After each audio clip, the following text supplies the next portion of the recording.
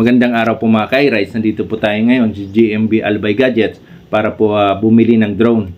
Sa tulong po yan ng isang OFW na lagi pong nanonood ng ating mga videos. Nababawasan daw po kasi yung homesick niya kapag nanonood daw po siya ng mga videos ko kasi parang nasa Pilipinas din daw siya. Bilang pasasalamat niya po, binigyan po tayo ng pambili ng drone. Kaya maraming salamat po sa tiwalang ibinigay niyo po sa akin at more blessings to come pa po sa inyo. 19,999 pesos. Bali cash payment po yung mobile natin. Saan ano pa yung ibang payment? Pwede po siya GCash, bank transfer, tapos pwede din po siya straight payment, any card po. Sa installment naman pwede din po. Meron kami home credit, tapos Miskero, tapos credit card meron din po. Thank you, sir.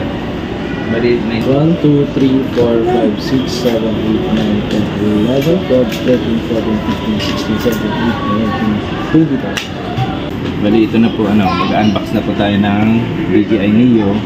Kapag cash, 9,999, may 20,000 yung may supli na lang na piso.